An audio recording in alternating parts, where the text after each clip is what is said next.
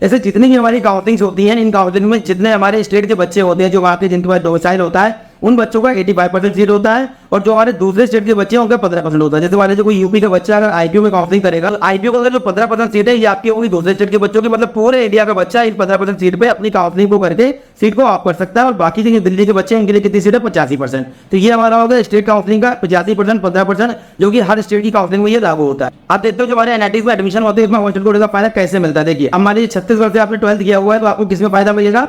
NIT Raipur के अंदर। देखिए, बायोमेडिकल इंजीनियर 1,17,000 रुपये मिल रही है। मैं जनरल कैटेगरी की यहाँ पे बात कर रहा हूँ, और ये लास्ट राउंड का एडमिशन है, मतलब कि सीएससी के राउंड का, मतलब इसके बाद यहाँ पे एडमिशन फिर नहीं हुआ है। तो अगर किसी बच्चे को एनआईटी में एंट्री देनी है और वो अपने हॉस्टल कोड का फायदा उठाना चाहता है, तो अगर आपने छत्तीसगढ़ से 12th किया हुआ है तो आपने यहाँ पे क्या मिला है? Biomedical 1,17,000 rank. जिन बच्चों को लग रहा है कि उनका रैंक बहुत खराब है, बहुत सारे बच्चों के फोन आते हैं, मैसेज आते हैं, हॉस्टल कोटा रिजर्वेशन, उसके बाद आपको काउंसलिंग को लेकर के बहुत सारे बच्चों के डाउट्स रहते हैं।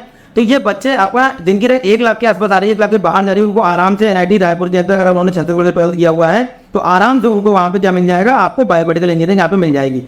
एनआईटी जॉबसेट कोचिंग में झारखंड से 12th किया हुआ, उनको प्रोडक्शन इंजीनियरिंग मिला हुआ है कि 53,000 तक। मैं जनरल की बात कर रहा हूँ, जनरल ओपन कैटेगरी, और ये लास्ट राउंड का एडमिशन है, मतलब इसके बाद कोई एडमिशन यहाँ पे नहीं होता है। उसके बाद देखिए एनआईटी पुडुचेरी, जिन बच्चों ने पुडुचेरी से 12th किया हुआ उनको सिविल मिला हुआ है 3,97,000 तक। मतलब अगर बच्चों आपका 3 लाख रैंक है और आपने पुडुचेरी से 12th किया हुआ तो आपको आराम से यहाँ पे एंट्री मिल जाएगी लास्ट में, मतलब कि सिविल इंजीनियरिंग में। एनआईटी श्रीनगर, यहाँ पे जो बच्चे लद्दाख से हैं, श्रीनगर से हैं, जम्मू कश्मीर से हैं, उनको केमिकल इंजीनियरिंग मिला हुआ है 1,63,000 तक। ये मैं जनरल की बात कर रहा हूँ। एनआईटी गोवा में देखिए ट्रिपल मिला हुआ है आपका 1,14,000 तक, जिन बच्चों ने गोवा से 12th किया हुआ है या फिर आपका दमनदीप से किया हुआ है। उसके बाद देखिए एनआईटी आपका दिल्ली हो गया, जिन बच्चों ने दिल्ली से 12th किया हुआ है या फिर आपको चंडीगढ़ से किया हुआ है, उनको देखिए 68,000 रैंक तक क्या मिला हुआ है? Civil engineering. उसके बाद देखिए एनआईटी मणिपुर में मैकेनिकल मिला हुआ है 7,65,460 रैंक में बंद हुआ है। तो जो बच्चे मणिपुर से 12th किए हुए उनको मैकेनिकल इंजीनियरिंग में लास्ट एडमिशन मिला था पिछले साल 7,65,000 रैंक पे। तो एनआईटी मिजोरम के अंदर देखिए मैथमेटिकल कंप्यूटिंग मिला हुआ है 8,34,722 पे। जिन बच्चों ने मिजोरम से 12th किया हुआ है उनको एनआईटी मिजोरम के अंदर हॉस्टल कोड का फायदा मिलेगा। देखिए 8 लाख रैंक पे मिला हुआ है। क्या मिला हुआ है यहाँ पे?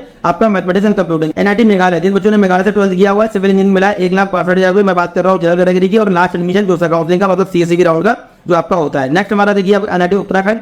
एनआईटी उत्तराखंड जिन बच्चों ने 12th किया हुआ है उनको सिविल इंजीनियरिंग मिला हुआ है 1 लाख तक। एनआईटी हमीरपुर में देखिए आपका मटेरियल साइंस मिला हुआ है 1,30,000 तक। जो बच्चे हिमाचल प्रदेश से 12th किए हुए हैं उनको एनआईटी हमीरपुर के अंदर फायदा मिलता है हॉस्टल का। तो देखिए मटेरियल साइंस मिला हुआ है 1,03,000 तक। एनआईटी सिलचर को देखिए सिविल इंजीनियरिंग आपका 82,000 तक मिला हुआ है, जिन बच्चों ने क्या है कहाँ से किया है? 12th आसाम से किया हुआ है। उसके बाद आंध्र प्रदेश के अंदर देखिए मटेरियल साइंस 84,000 तक मिल रहा है। अरुणाचल प्रदेश में सिविल मिल रहा है 2,25,000 तक, जिन्होंने आंध्र से 12th किया हुआ है। पंजाब में इंजीनियरिंग कॉलेज जो कि हमारा जीएफटा है, यहाँ पर फायदा मिलता है जिन बच्चों ने चंडीगढ़ से 12th किया है या चंडीगढ़ के रहने वाले जो हैं उनको मिलेगा मटेरियल साइंस 1,73,000 तक। जनरल कैटेगरी जो सीसैप का लास्ट राउंड। वीआईटी मसला जैसे फूड टेक्नोलॉजी मिला हुआ है देखिए 2,40,000 तक। जो बच्चों ने झारखंड से 12th किया है, मतलब झारखंड के जो बच्चे हैं उनको वीआईटी मैसरा के अंदर फायदा मिलेगा। ये दोनों कॉलेज हमारे जीएफटा है। इसके अलावा हमारा वेस्ट बंगाल में कॉलेज और है गणिका चौधरी इंजीनियरिंग कॉलेज मालदा, इसमें भी आपको हॉस्टल कोड का फायदा मिल जाता है, और जो बच्चे वेस्ट बंगाल के हैं उनको वहाँ पे फायदा मिलेगा, और ये कॉलेज हमें WBJ के रैंक से भी मिल जाता है। तो ये हमारा हॉस्टल कोड का कुछ रिव्यू था। बच्चे बहुत परेशान रहते थे कि कहाँ हमें फायदा मिलेगा हॉस्टल कोड का, और कैसे हम वहाँ पे काउंसलिंग करेंगे, किस तरीके से हमको जो है सीटें वहाँ पे मिलेंगी, हमारे इस समय कितनी सीट्स आएंगी। तो जो भी काउंसलिंग में जो रिजर्वेशन होते हैं वो मैंने आपको बता दिए। 50% सीट केवल रिजर्व रहती है आपकी हॉस्टल वाले बच्चों के लिए एनआईटीज के अंदर।